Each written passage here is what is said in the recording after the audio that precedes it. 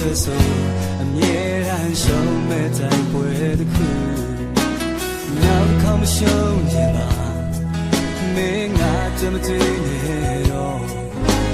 ဘိုးဝေဆုံးတစ်ဖက်မှာမြေဘဝကိုပြန်သစ္စာမင်းကြောင့်ပါမပြောရပါဒီလိုဆို